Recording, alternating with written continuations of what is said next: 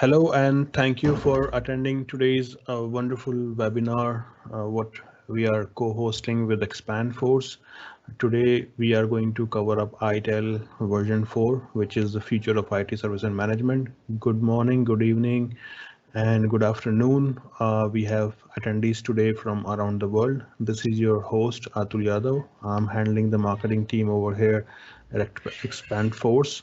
So if anybody have any questions today, please put your questions into question and answer session over there in the chat box, and we will take all these questions by the end of this webinar. Just a quick brief about us. We are expandFORCE. We are catering end-to-end digital solutions, IT solutions, process solutions, and your business continuity solutions. And we have a lot of IT experts, more than 200 people of staff with us, and which also covers up your process-oriented consulting experts as well. So once you have gone through this wonderful presentation on ITIL with our presenter, all of your questions should be answered today, and why it's so much important to incorporate this process into your workplace so that you guys can lead them to the next level. So Anand, after you.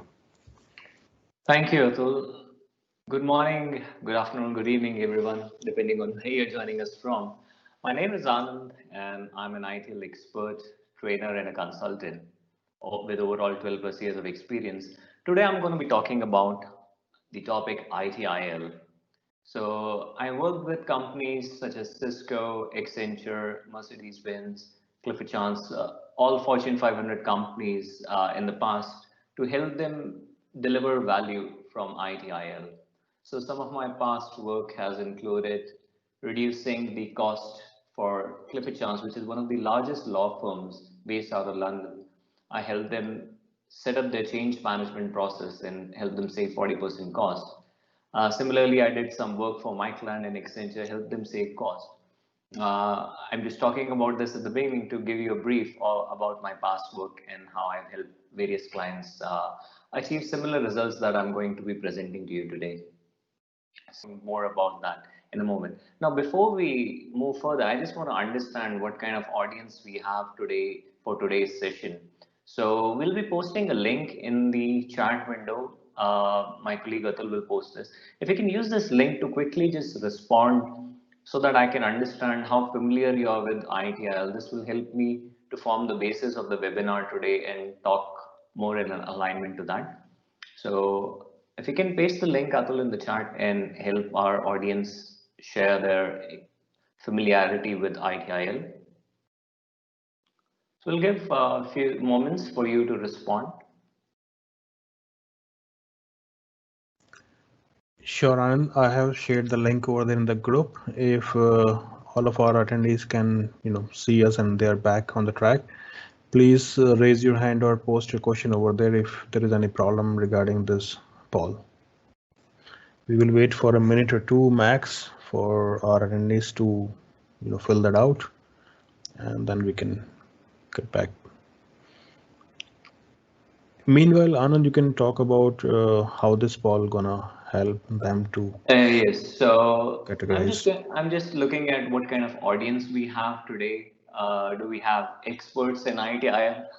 Maybe I need to learn something from these people, or people have heard about ITIL. I just want to set the tone for this webinar. So we have our first response from someone who says, not so familiar. I've heard about ITIL, but not sure what it is. You're in the right place. We're going to be talking about what ITIL is. We'll wait for a few more responses. We have another response, somewhat familiar, have basic understanding of ITIL. Okay, good. We're gonna help you understand a bit more how ITIL can help you. Let's maybe give a few more seconds for a couple of more responses, just to gauge the audience. Okay, another one saying not so familiar. Okay. All right, let me give maybe 30 seconds more. So good that we are having responses.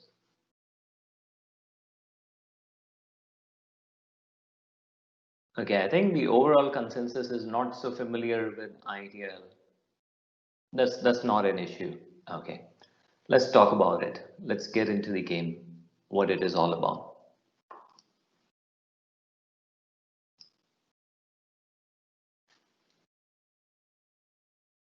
Okay, let's talk about companies such as Microsoft, IBM, Cisco, JP Morgan, HP, and Boeing.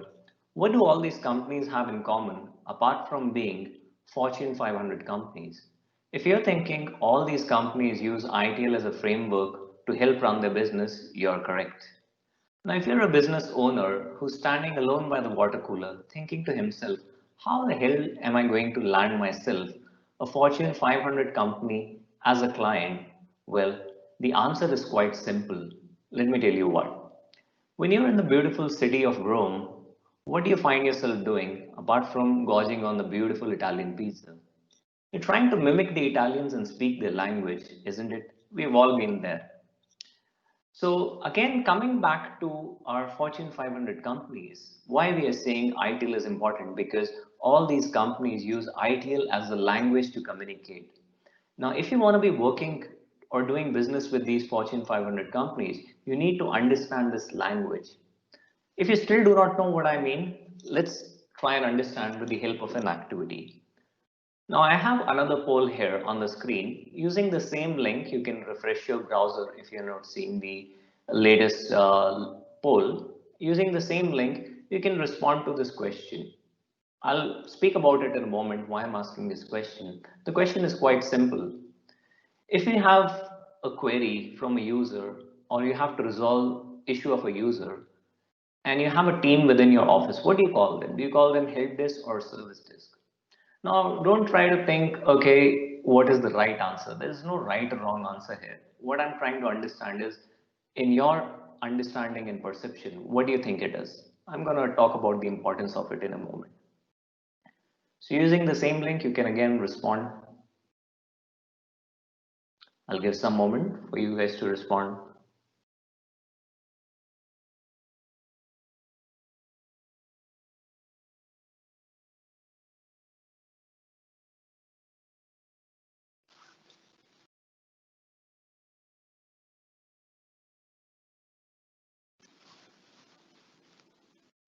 If anyone is having any technical issues, you can let us know. The link should be the same. Maybe Atul can paste it again in the chat. So you just refresh the window and you should be able to respond to this.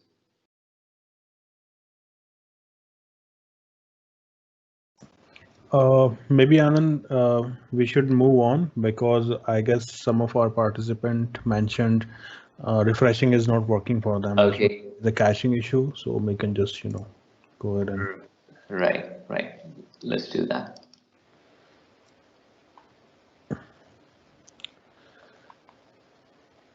Okay, sorry, bear with me. The computer doesn't seem to be agreeing with me today. It's crashing again and again.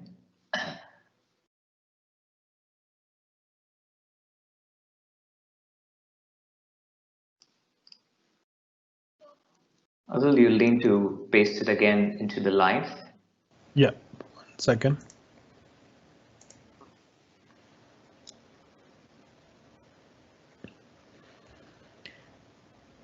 And Okay. I think we are live again. Yeah, thank you. And we have our responses as well. 75% of the people think it's called as a help desk, and 25 people think it's called as a service desk. Now, why is it so important? Why these terminologies are important? And what is the correct terminology, first of all? So, first of all, ITL does not call it a help desk. ITL calls it as a service desk. When we say help desk is a very limited terminology as per ITIL, which limits to helping people resolve their queries. When we talk about service desk, it's a much broader role. We are talking about dealing with people's issues and queries end to end. Now, why this is important is because, again, when you're working with these Fortune 500 companies, you need to be able to speak the language that they understand. If you're talking to them in the terms of help desk, they'll probably clueless, right? So you need to use the right terminology, right? Now, this is the ITIL benefit number one. ITIL has hundreds of such terminology which you need to be familiar with if you want to do business with these Fortune 500 companies. Next, let's talk about another exercise. Let's do another exercise. Now, using the same link, let me activate this. I think I forgot to activate last time. Yes, it should work. Using the same link, if you refresh. Now on your screen, what you see is a list of activities that are part of incident management. Now I know some of you are not familiar with ITIL, and this is exactly the point I'm trying to make. What do you think should be the starting point for handling an incident? So if you have a user who's reporting that they have an issue, what do you think should be the starting point? Should we log the incident first? Should we categorize it first? Should we identify? Whatever you think, just click on the picture and help us understand what your understanding is. So we have someone who's saying resolve and recover should be the first step. Okay, let's see what other audience say.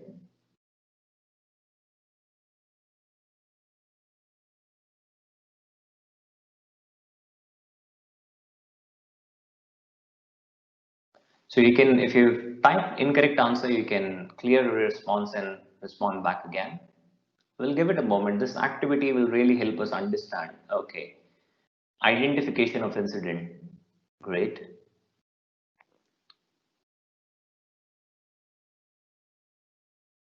Diagnosis. Okay. That's the second response. Someone thinks diagnosis should be the first step in incident management workflow. Another thinks it's identification. Let's give a few more moments to gather some responses. Now, it need not be a correct response. We're trying to come to a point here, which I'm going to come very soon. Just trying to understand what people, okay, logging the ticket, right? Okay. So what I'm Yes. trying to show here is why are you struggling with a simple thing such as the flow of a process because you're not familiar with the ITIL framework. Now, if you look at the screen, it clearly shows you the series of steps. Had you been familiar with ITIL, you could have easily decided that identification is the first step. Now, the question that might be coming in your minds is, okay, as an organization, I can design my own processes. I can probably, for me, logging is the first step. What is the issue in it, Anand? Why are you so being so particular about what the first step should be? It comes back to the same thing that I was explaining earlier. If you're working with any of the companies that have already implemented ITL, and when we talk about Microsoft, Cisco, Accenture, IBM, all these companies have already implemented ITIL. So what you want to do if you want to work with these companies is you want to align your processes with the processes that these companies are following rather than creating your own processes. Hold that thought. I'm going to come back to that later and I'm going to talk about why that is important. So not only does ITL provide us, for example, the workflow for a process such as incident management, it also helps us understand what are the best practices for handling incidents. It helps us understand how to prioritize and categorize our incidents.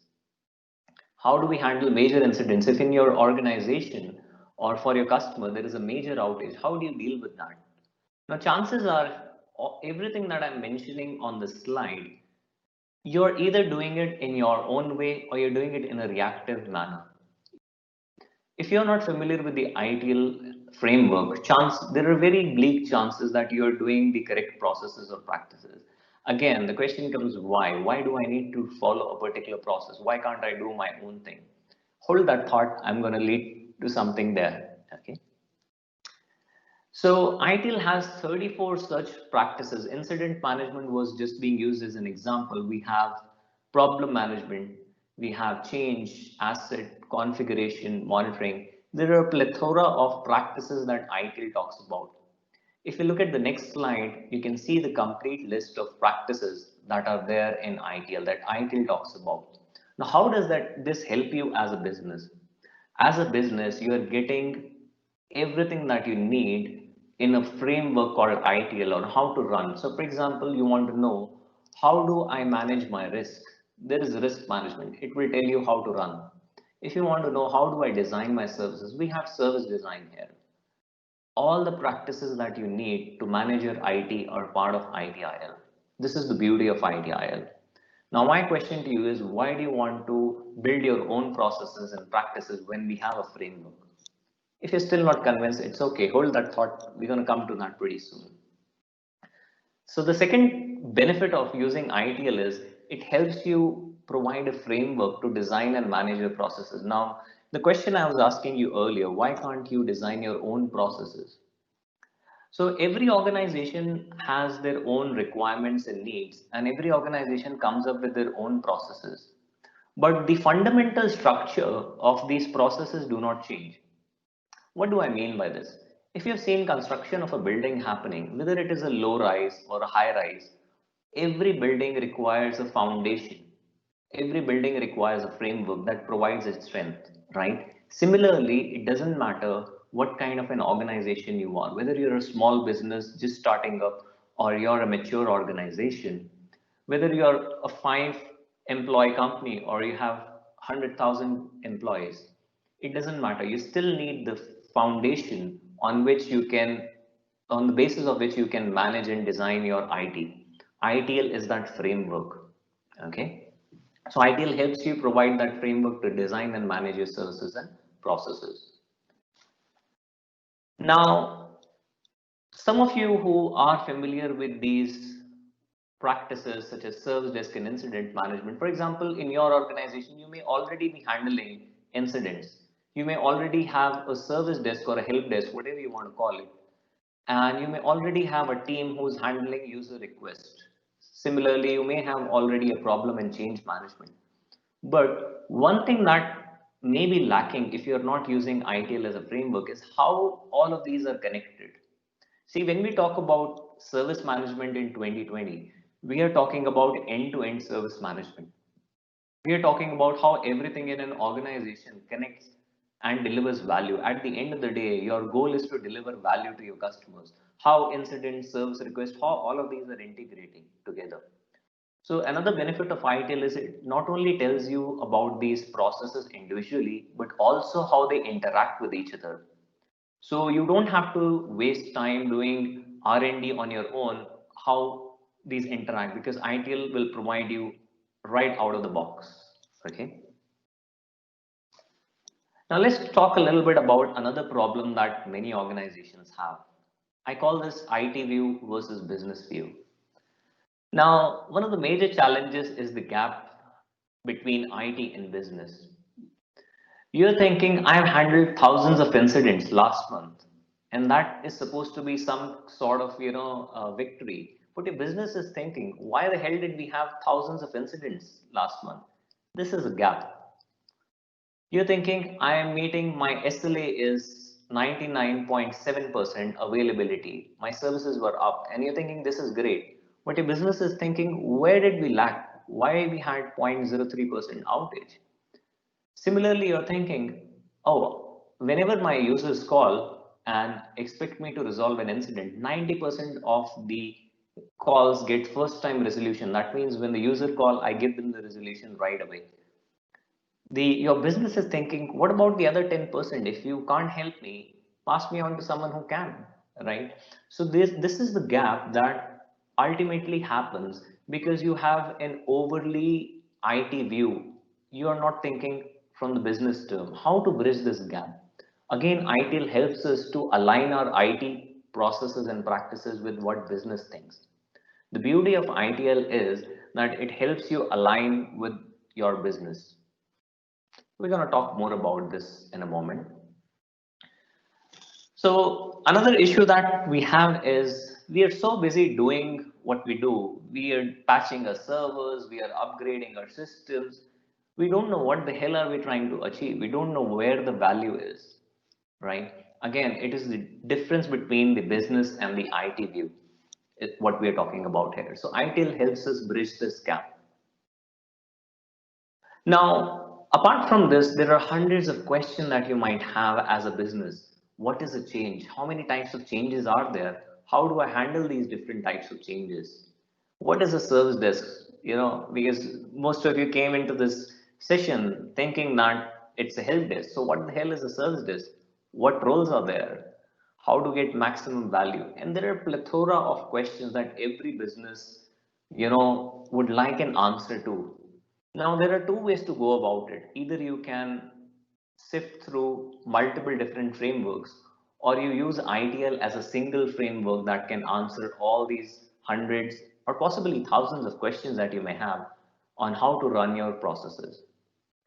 Again, if you're not convinced, let me talk about this a little bit more in few slides from here on why it is so important to use a ready-made framework rather than building something on your own.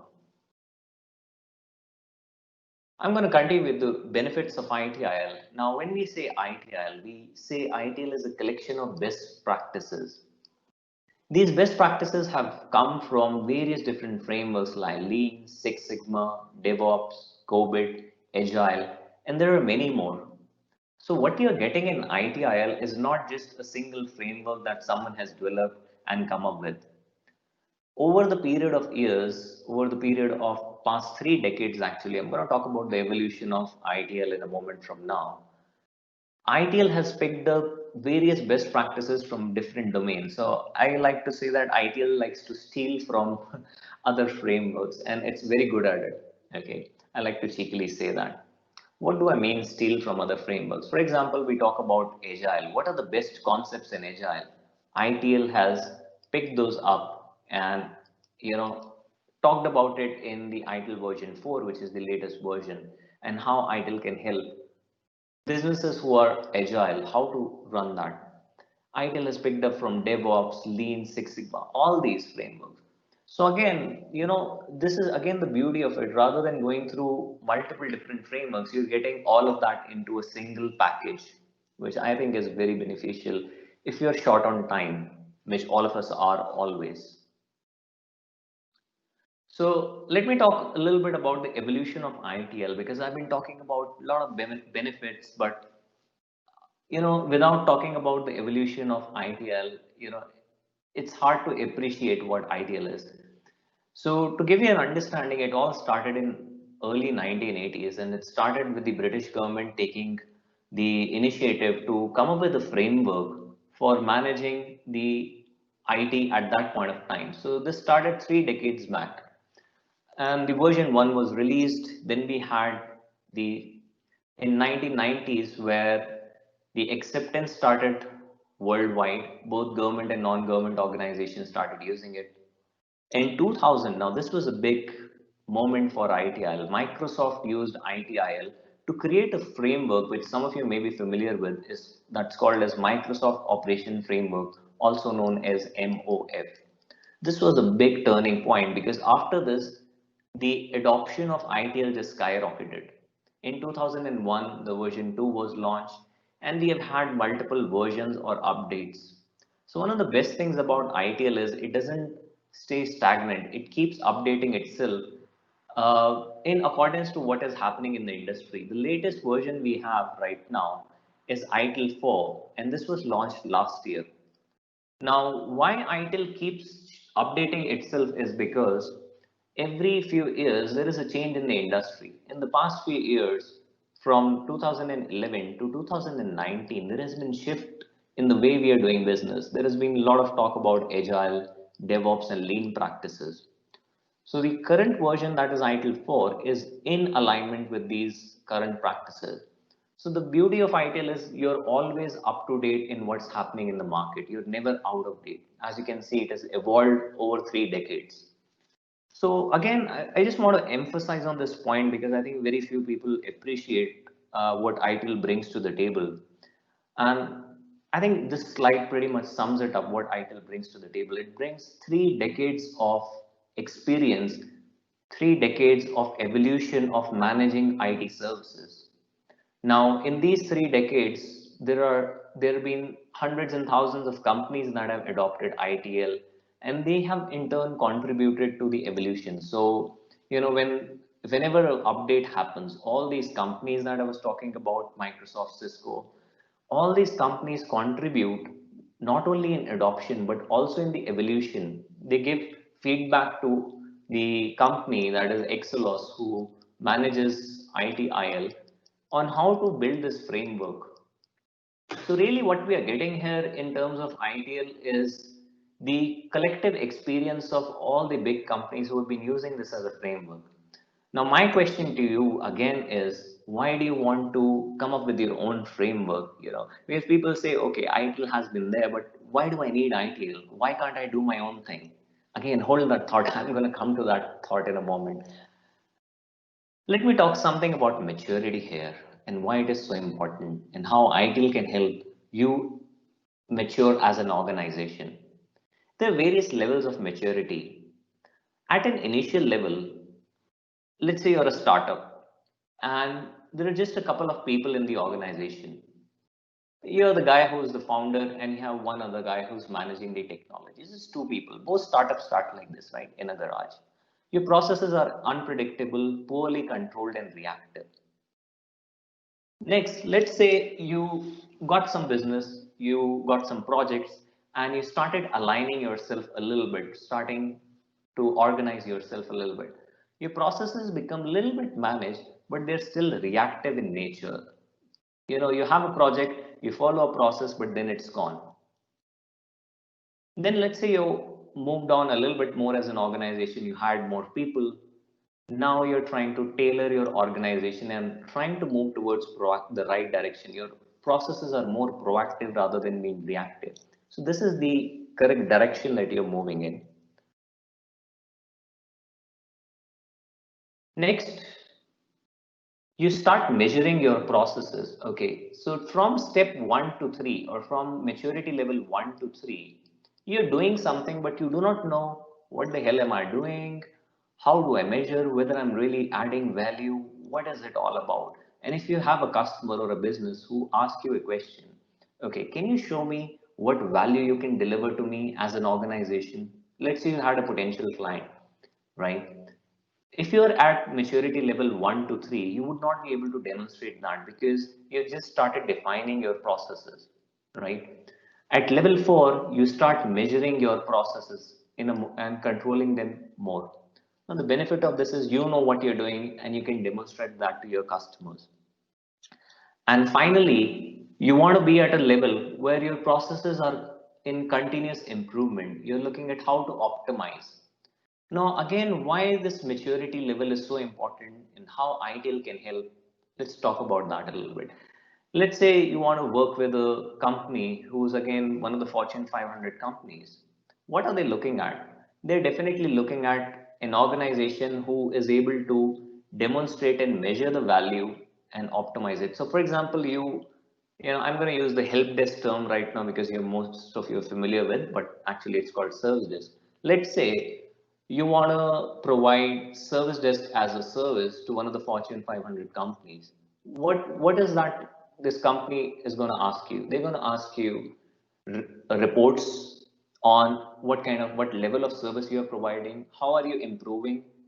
If I have to put this in one word, I would say CSAT, customer satisfaction. CSAT service that we have. If you are at maturity level 1 to 3, how are you going to demonstrate what the customer satisfaction is? Because you do not even have defined processes. So how ITIL helps with that is ITIL can help you build your processes. Maybe you're at an initial level. Is ITIL still applicable for me? Yes. ITIL will give you a starting point. What do I start with? Okay. So you can start with, for example, service desk as a process, because no matter what kind of a business you're giving or providing, you still have users who need support either over call or chat or emails. You need a channel for them. That's what service desk provides. Like that, each of these levels that we are talking about has different processes or practices that can be provided and how to mature. So again, the importance of these maturity levels is if you want to work with the top companies, you need to be able to demonstrate that you are at a certain level of maturity. We're going to talk a little bit about maturity a bit later. Now, I'm going to talk about something that most businesses or most startups, make the mistake of doing. Most startups are just, as I said, a handful of people. Maybe they start with 2 people and then grow. Let's say you have a few people. Most organizations are busy designing their processes, optimizing and managing their processes, rather than focusing on getting more business, optimizing the cost, and increasing the revenue. Now, tell me something. What should be your primary focus area? Should it be getting more business and increasing revenue or designing processes? What I'm trying to say here is you're focusing on the wrong areas. You're trying to design processes, optimize and manage it without looking at what already exists. There is a beautiful principle in ITL which calls start where you are. That means if something has been done already by someone, you don't try to reinvent. It's another way of saying don't reinvent the wheel. That's exactly what you're trying to do when you're trying to define your own processes in your organization. Again, my question is, why don't you use ITIL as a framework, which is already defined processes? It's like plug and play, right? You use those processes, customize them according to your business needs, and move on. Focus on what the core area of business you should be focusing on, getting more business, increasing that revenue, getting more sales and leads. So this is how ITIL can help you. Now, one of the questions you guys might be having right now is, Anand, we are talking about 34 practices. I am an organization who has maybe 10 employees or 15 employees. Do I need to adopt all these practices? Or even if you're a 500 employee or 5 million employee company, still do I need to adopt all these practices? It seems a bit much. So let me tell you, you do not need to adopt all the practices. That's again the beauty of ITIL. Again, it comes back to what level of maturity you are. Depending on what level of maturity you are as an organization, you can pick what processes or practices are suitable for you, right? So, for example, you're starting up as an organization. As I said, you still need a channel for your users to be able to communicate to you. So, you need a service desk. That means you have a group of people who are taking calls or chat or email. You have support, right? Once you have a support, requests start coming in, so you still know how to handle these requests. How do I handle these incidents? So on and so forth. So there are certain practices, these 9 practices that we are showing on the screen here are needed by every business. Now, again, if you're thinking, oh, I already know how to handle a service desk or incident, why do I need ITIL? You're forgetting the point I made. You want to align your processes and practices with what's happening in the industry. You want to speak that common language that is out there. The moment you speak that common language, it is taking you into a completely different dimension and domain. People know what you're talking about. When you say service desk, people know, okay, everyone has the same understanding. When you say help desk, it's open for debate, right? So using these common terminologies, understanding how to run your processes and practices end to end is really what ITIL provides you. Now, some of the common mistakes that business makes, some of this we have already talked about, but I'm just going to go over these again, just so that you don't disappoint. Lack of a common understanding. I think we've already demonstrated that with the example help desk versus service desk. So if you're doing business with multiple companies, you need to have a common understanding. Too much time spent on defining processes and maintaining rather than focusing on the core part of business.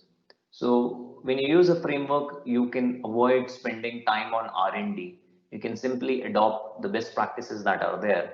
And bear in mind, this has evolved over 30 plus years. Why wouldn't you use it? Why would you want to start from scratch, right? You do not know how to scale up your processes. So, you're a startup, you're at that initial maturity level, and you want to go to that optimized level. You know your starting point, you know your ending point, but you do not know what path to take. Again, ITIL helps you in scaling up your processes to take your business to the next level. When you do not have clearly defined processes, this is a challenge that many businesses face. In my experience working as a consultant, even large organizations face these kind of challenges. When you do not have clearly defined processes, what happens is you rely on few individuals. And when these individuals leave the organization, unfortunately, take the knowledge with them. With the help of ITIL, you can set up processes like knowledge management, which helps you collate all the knowledge and information in your organization into a single database so that this doesn't happen. You do not have clearly defined roles and responsibilities, so you do not know who does what. Again, in small to medium companies, even in large companies, I've seen, bear in mind, I've worked with Cisco, Accenture, I've seen this happen everywhere. Roles and responsibilities are not clearly defined. When something comes, for example, an incident happened or project came in, Everyone seems to be in a reactive mode, having a knee-jerk reaction.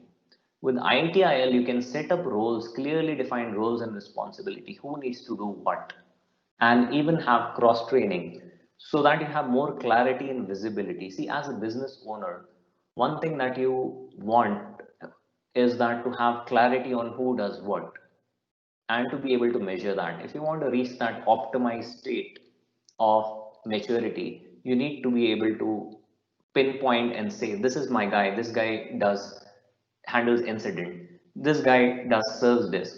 If you do not have that, if you do not have your teams aligned with the ITL rules, it's going to be very difficult to measure or optimize value. Another challenge is, this is a big one, and this is where many organizations lack. You do not know what value you're delivering. Okay, you're handling incidents, service desk, changes, or whatever for your business. Are you able to confidently say to your business, this is what value I'm providing, whether in terms of cost savings or more revenue generation? Again, this is what ITIL can help you do. Now, you might be thinking, again, as I said earlier, why can't I do this on my own?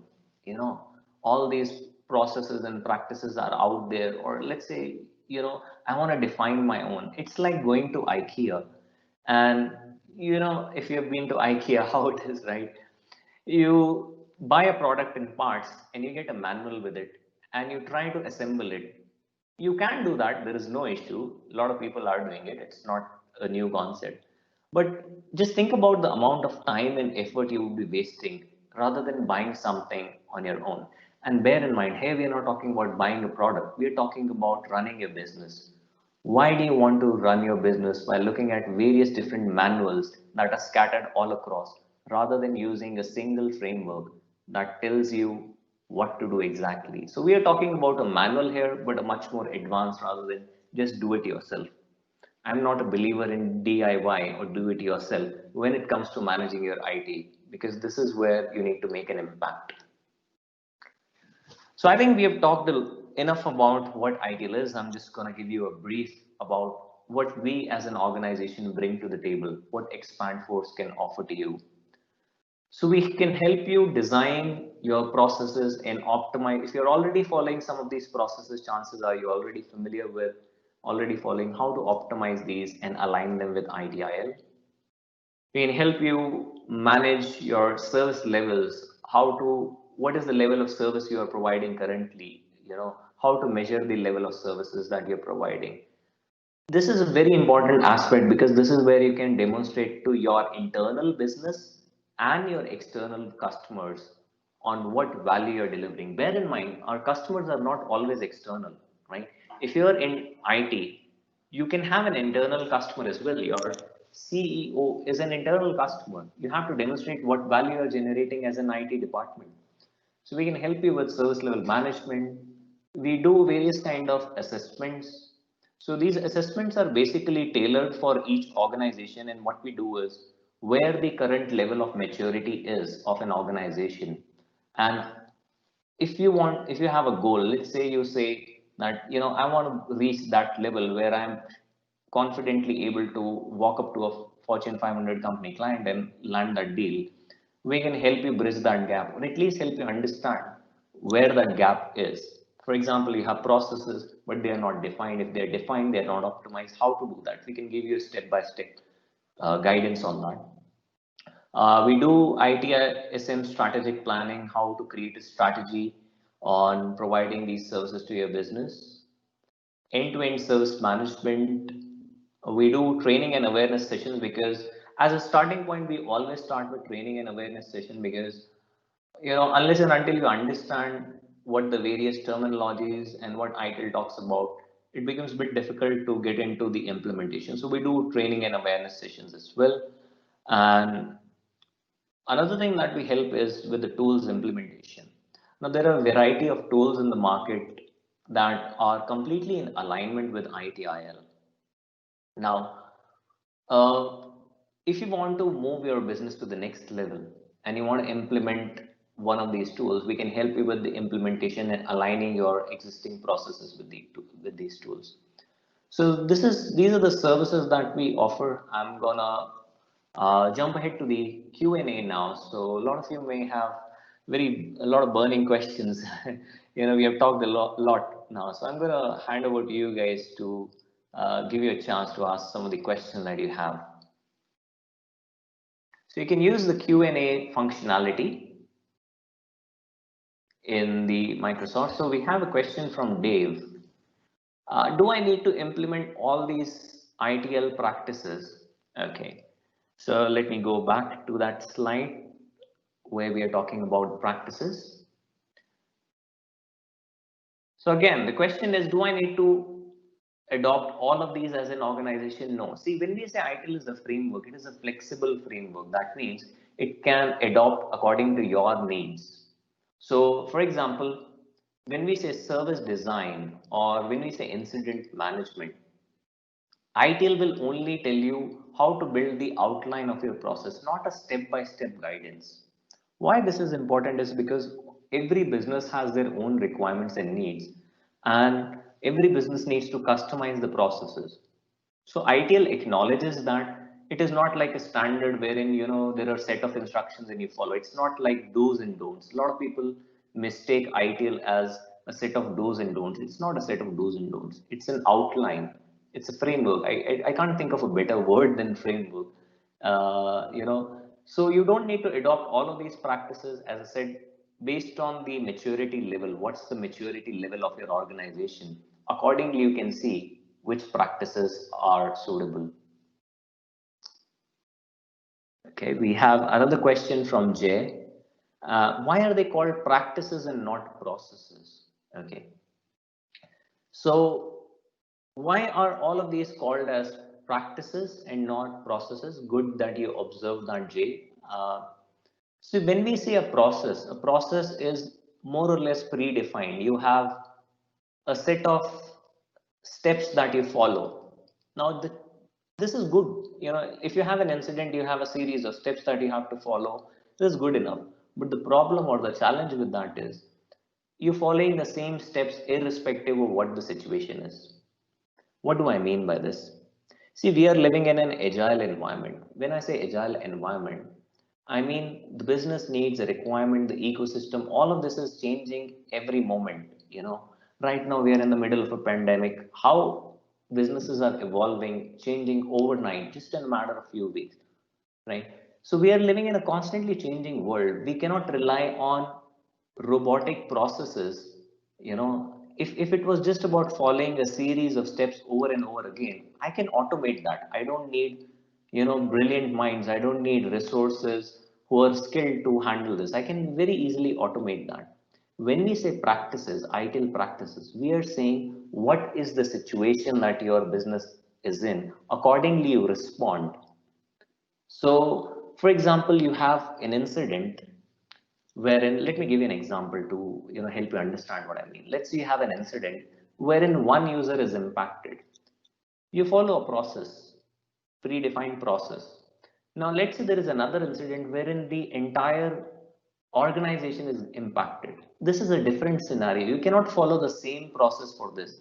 You need to be able to respond much more fast as compared to when only one person is impacted, right? So this is where we say it's not a process, it's a practice. ITIL is something that you practice. It's not a predefined process, you just follow it.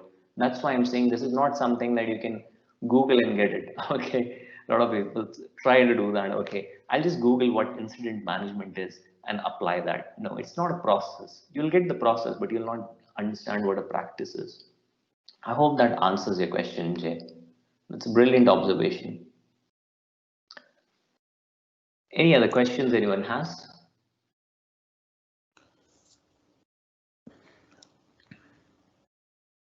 I don't see any more questions from our attendees.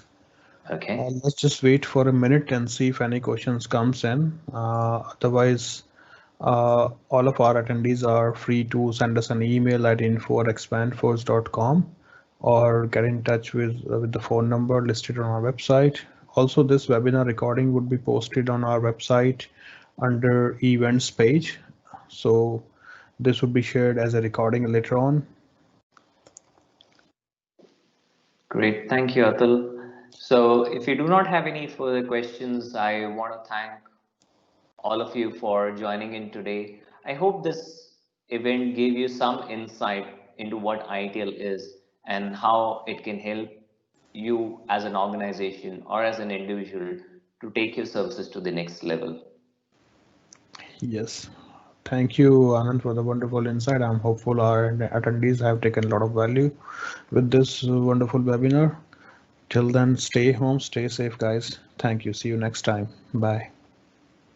Thanks, Atul. Bye bye.